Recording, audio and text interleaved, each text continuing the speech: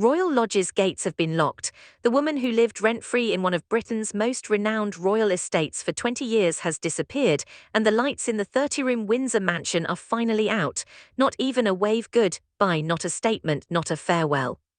She had just vanished. This is the tale of Sarah Ferguson's last humiliating experience at Royal Lodge, a tale of a woman with everything. They lost everything: a royal title, a royal residence and royal protection, not at a single moment of drama, but in a gradual, grinding, highly visible unraveling that has left her without a country to call her own, a home, a brand, or a title. The most startling aspect is that the royal family anticipated this long before the rest of us did. Thus, this is the question you need to ask yourself at this moment: how does a 20-year-old lady become essentially destitute at 66 while residing in a Windsor mansion? How is it possible for someone who claimed to be a member of the royal household to be smuggled out of a royal estate in the dark? Her location was unknown, her face concealed. By the time this video ends, stay with us since we'll comprehend precisely how it occurred and why the palace's silence during this entire situation speaks louder than any words they could have uttered. The life that most people can only imagine. You must first comprehend the fantastic life Sarah Ferguson was leading in order to comprehend how far she has fallen. Royal Lodge isn't a vacation spot. Cottage, it's not a small flat in a remote part of Windsor. Located deep within Windsor Great Park, the mansion has 30 rooms. The picturesque 40-hectare Windsor Great Park is home to the 30-room Royal Lodge, one of the most prestigious and ancient private properties in the United Kingdom. They're sweeping the grounds. The past is regal. It was formerly home to the Queen Mother herself. Royal Lodge is one of the most sought-after addresses in Britain by all measures. Sarah as well. Ferguson was given free housing there. Prince Andrew, her ex-husband, had been given a 75-year lease on the house for a rent that was basically symbolic, a financial agreement that essentially gave a disgraced royal one of the Crown's best homes at virtually no expense to her or him. Consider that, nearly nothing for a 75-year lease on a 30-room home on Windsor Castle grounds. Additionally, even though the former Duke and Duchess of York had divorced in 1996, Ferguson and Andrew were still cordial when she returned in 2008, more than 10 years after Ferguson's divorce from Andrew. She was not paying a dime for the personnel, the maintenance, or the heating. The bill was collected by the Crown through its different channels, a law that would have been overwhelming to the average person. After her marriage dissolved, she continued to live this way for more than 15 years. A divorced woman who is no longer a working royal and isn't officially a duchess in any way. And yet there she was, living what she herself admitted was a life most people could only imagine, waking up every morning inside a Windsor mansion and strolling through those renowned grounds. She used what she referred to as the tripod to defend it. Herself, Andrew, and their joint parenting of Beatrice and Eugenie, two princesses. It was an engaging story. Two individuals who were realistic enough to live together, committed enough to their girls to prioritize family, and loved each other enough to stay friends. In interviews, she talked about it with such warmth that it sounded almost virtuous. However, this is the question that no one was raising loudly enough at the time. Was any of that accurate, or was it a handy narrative that let a scandal-plagued former duke and a financially troubled former duchess maintain a lifestyle neither could afford on their own? Because you begin to question whether the tripod was ever truly about the kids at all when you look at the timing of what happened thereafter, the darkness behind the walls of the mansion. Something sinister was building in the background as Sarah Ferguson spoke in interviews about her lovely family arrangement at Royal Lodge, something that had been developing since photos first appeared in 2010 at the latest, showing Prince Andrew going to the house of Jeffrey Epstein, a convicted sexual offender who was incarcerated for enticing a youngster to become a prostitute. Prince Andrew defended his acquaintance with convicted sex criminal Jeffrey Epstein in front of the cameras for the first time ever. For years, the royal family had been uneasy about Andrew's relationship with Epstein.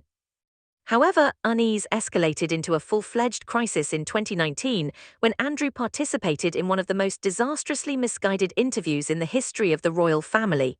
His discussion on BBC News 8 with Emily Maitlis, the journalist who would subsequently divulge important information regarding what transpired at Royal Lodge behind closed doors. Andrew found it difficult to describe his relationship with Epstein during that interview. This is all related to your association with Jeffrey Epstein. How did your friendship start? How did you come to be together? The People was perplexed by his explanations. He discussed a Woking pizza eatery with an odd sense of pride. Why would you recall being at home on a Pizza Express birthday? Because I don't often visit Pizza Express in Woking. He publicly and completely refused to demonstrate any sympathy for Epstein's victims. It was a slow-motion, nationally televised catastrophe. And Sarah Ferguson supported him through it all, every scandal wave, every new headline, and every terrible revelation. She stood up for him, she materialized beside him. Even as the demand increased, she stayed at Royal Lodge, as well as the advisors. She must have been told by those around her that this was a bad decision. Why would a lady who had devoted years to creating her own brand, pennying children's books, contributing to charitable causes, and attempting to remake herself as a philanthropic figure, fully commit herself to a guy whose reputation was in ruins? As we now know, the rationale might have been that she had personal motivations for remaining near. She didn't want her personal relationships scrutinized too much. Her personal relationship with Jeffrey Epstein, which she had been frantically trying to hide for years. The day King Charles pulled the trigger was October 2025. According to reports, the royal family had been observing the circumstances at Royal Lodge with growing annoyance for years. Andrew was not going to go, the Epstein issue was not going away, and Ferguson showed no signs of leaving. It was expanding. Then October 30, 2025 arrived. A succinct, formal statement with catastrophic ramifications was released by Buckingham Palace. The process of depriving his younger brother of all royal titles and honours had been started by King Charles. For the first time since depriving Prince Andrew of his royal titles, King Charles III is seen. Andrew Mountbatten Windsor is no longer. Prince no longer eligible for the advantages, distinctions and safeguards that come with being a royal. One further detail in the announcement startled onlookers. Royal Lodge's lease had expired. Andrew needs to leave the property. Go back and read that. Dismissed. Not renegotiated, not prolonged, dismissed. The agreement was finalized after 20 years and a 75-year lease that ought to have shielded him for many more years. The crown had shifted. It had also moved quite forcefully. Sarah Ferguson was not mentioned in. There was not a single word in the statement, no recognition that she had lived there for 15 years, no suggestion of a grace period, and no alternate arrangements. She was just out of the picture.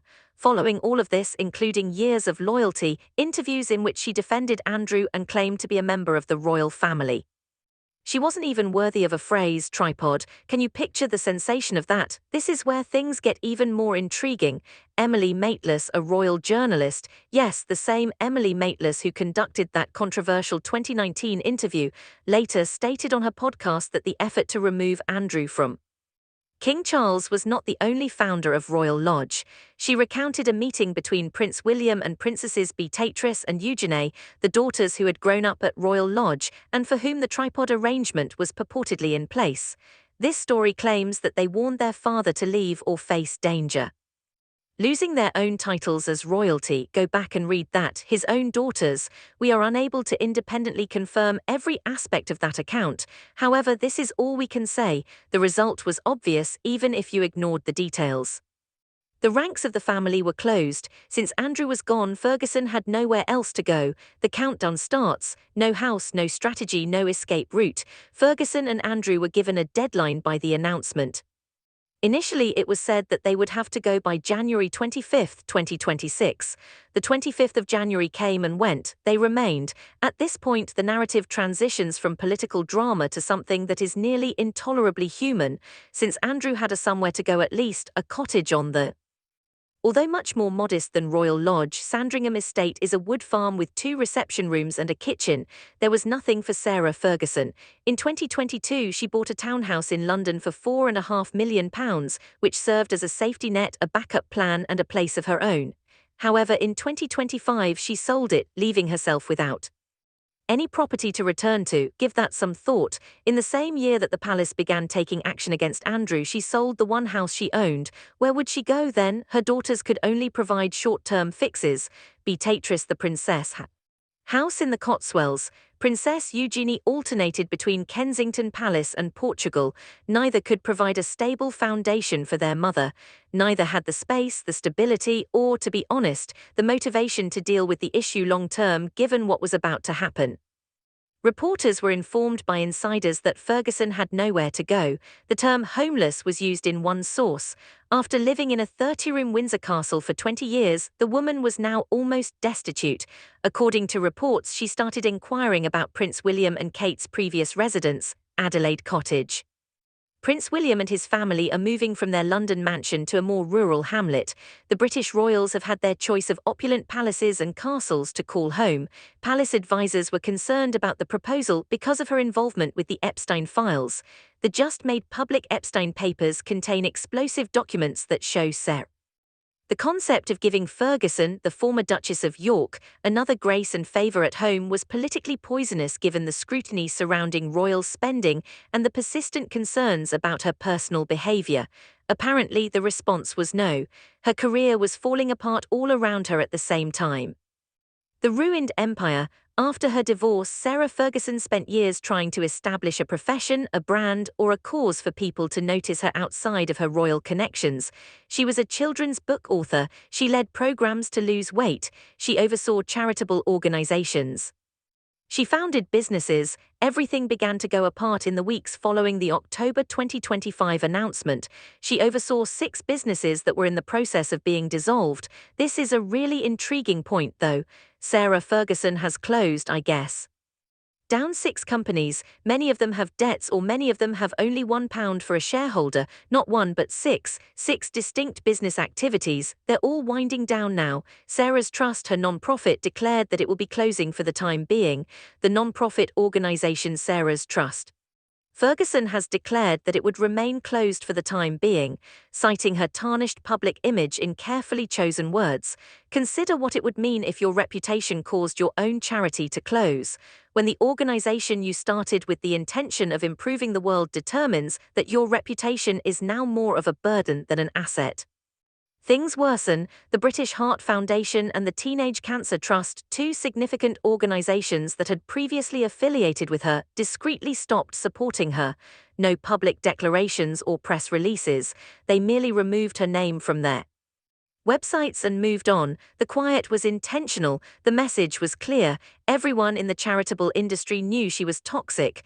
An unidentified former royal assistant allegedly told her to obtain an ordinary job so she wouldn't be in the spotlight. Completely to acknowledge that there was no possibility of public salvation.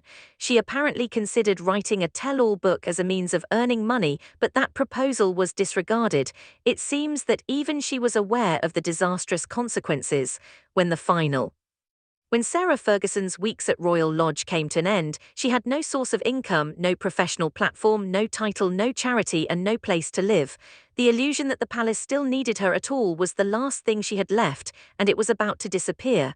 The documents that ruined everything were the Epstein emails.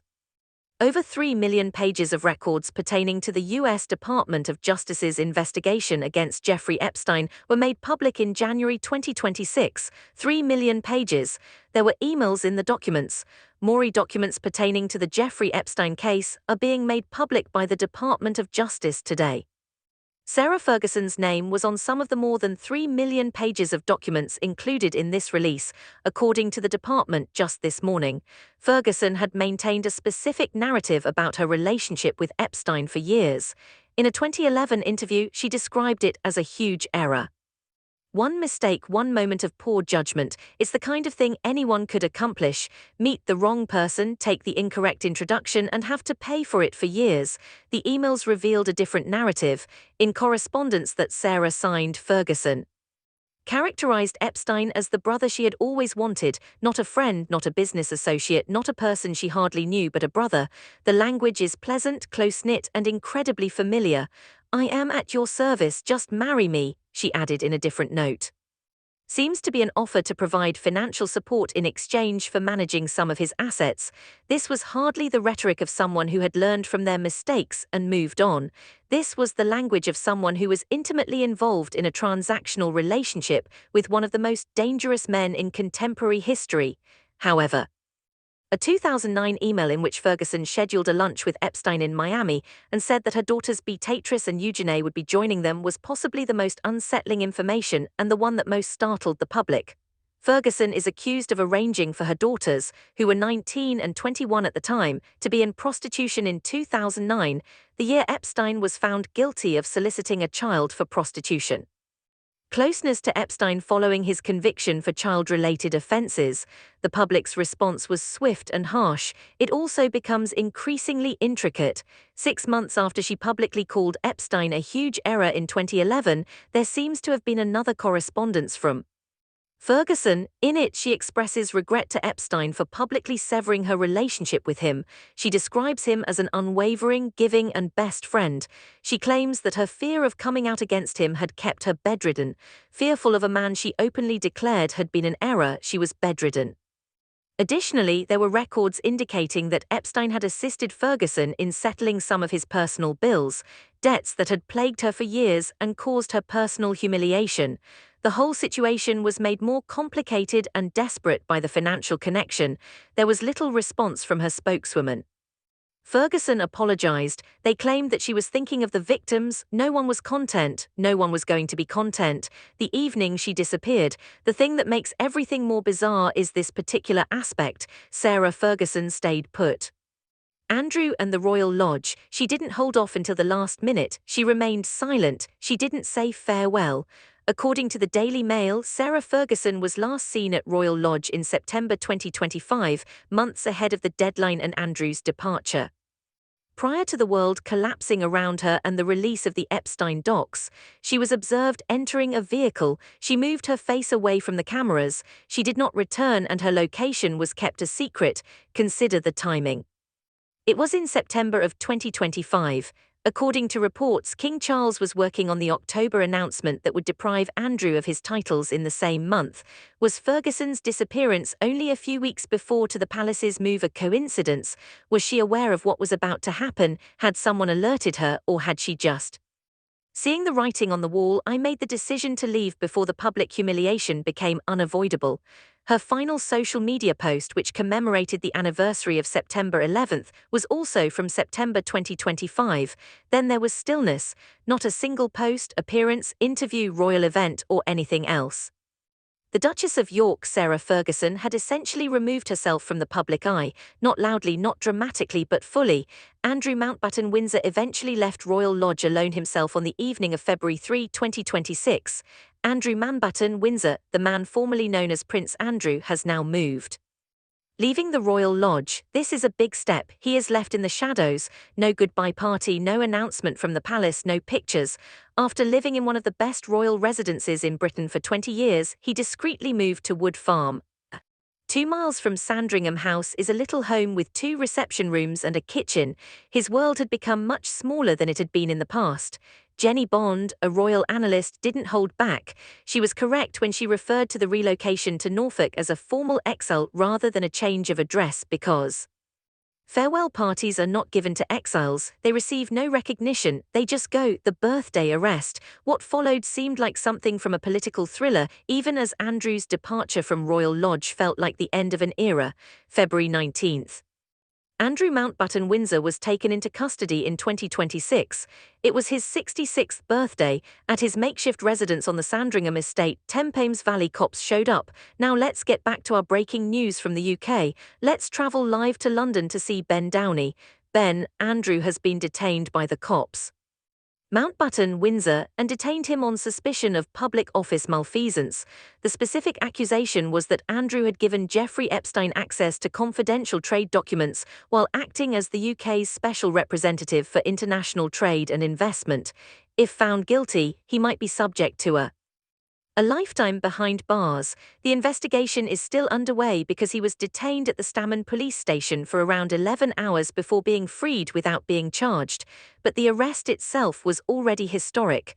The first senior British royal to be arrested in the modern era was Andrew Mountbatten Windsor. Let's begin with the shocking news of Andrew Mountbatten Windsor. The BBC is aware that he was detained on suspicion of wrongdoing. In an attempt to identify a similar period in royal history, some analysts looked back over 400 years to King Charles I. In a succinct statement, King Charles expressed his utmost concern. UNA and Beatrice decided not to remark. The palace remained silent, along with Sarah Ferguson. Norfolk was far away from her. She was reportedly in the United Arab Emirates after visiting friends in the French Alps. She was seen at the Art Basel event. Princess Eugenie, who was a director at a gallery in Doha, Qatar, accompanied her. Consider the optics. She is at an art fair in Qatar, her ex-husband is being arrested in Norfolk, and the royal lodge they shared for 20 years is deserted. When and if she returned, according to legal sources. Thames Valley Police may want to talk to her about her relationships with Andrew and her own known ties to Epstein before she travels to the UK. Speaking to Fox News Digital, a royal expert called Ferguson's and Andrew's actions shameful and advised her to think about leaving the United Kingdom, whether that was a true signal or just hyperbole. Nobody knew for sure. This was what witnesses did notice. In the past, the UAE has provided sanctuary to well-known European individuals facing legal challenges. In the conventional sense, it is not an extradition country. The question of whether Ferguson's presence in the Gulf was intentional or accidental was unavoidable. A woman without a house, a name, or a brand. What will happen next? Now, in the spring of 2026, Sarah Ferguson is in this position. She doesn't have a permanent residence. She is not allowed to enter Royal Lodge. The townhouse in London has been sold. Her daughters are able to provide her with a bed but not a life.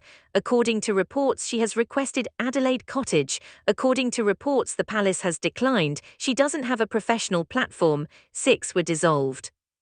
Businesses, a closed charity. Prominent groups that previously supported her have severed their ties. Her former aides are secretly advising her to find a regular job. In any meaningful active sense, she does not possess a royal title. No official responsibilities, no HR, no standing to leverage for revenue or impact. She is associated with one of the most damaging scandals in contemporary British royal history, and she is 66 years old, and those closest to her are telling her that public redemption is just not an option for her right now. And yet, possibly the most intriguing and unsettling aspect of all, she reportedly continues to feel that she should have a royal home. According to sources, she has been comparing herself to Princess Diana and claiming that she should be treated with the same decency and favor as other royals. This is confusing to former aides. Politically, the palace finds it unfeasible. Because Diana was never associated with Jeffrey Epstein, despite the problems surrounding her personal life. Documents from the Department of Justice never mentioned Diana. Diana never sent emails referring to a convicted criminal as her brother. The palace is aware that the comparison is flawed. This is the more general question that all readers of this novel must consider. To what extent did Sarah Ferguson's predicament stem from poor decisions? How much of it was the unavoidable result of deciding to follow a man whose own decisions were disastrous, because she did deliberately and repeatedly decide to stay at Royal Lodge? Despite years of scandal, she made the decision to support Andrew. It appears that she made the decision to keep up a contact with Epstein that went well beyond what she ever disclosed to the public. She decided to sell the house in London that would have allowed her to become independent, every single one of. At the time, those decisions made sensible. Maybe each of those decisions helped her get to where she is now, the palace's stillness and its revelations. In all of this, there is one last item to consider. The royal family hasn't stated that, when Ferguson was not mentioned when King Charles stripped Andrew of his titles. There was no announcement from the palace as Andrew left Royal Lodge in the dark. The official response to Andrew's arrest was a single statement of grave concern. When Ferguson disappeared from the public eye, no one in the palace accepted her absence. It's no coincidence that there is silence. Silence is a tactic used in royal communications, and it has been used consistently in this case. It is to treat Sarah Ferguson as though she doesn't really exist. No recognition, no assistance, no critique at all, because making any kind of remark about Ferguson would force the palace to address issues that it is unable to adequately address. Inquiries about their knowledge and when they acquired it, why they let her stay at Royal Lodge for 15 years following the divorce is a question. Concerns about whether the co-parenting arrangement was a handy front for a deeper reliance or if it was ever truly for the kids. Concerns regarding the Epstein link and whether anyone in the palace knew how close she was to him. We are done with this, we are moving forward, the stillness declares. For Sarah Ferguson, however, the chapter is far from over, because she is currently bearing the burden of everything that transpired within those 30 rooms, whether she is in the Gulf, the Alps, or a friend's spare room in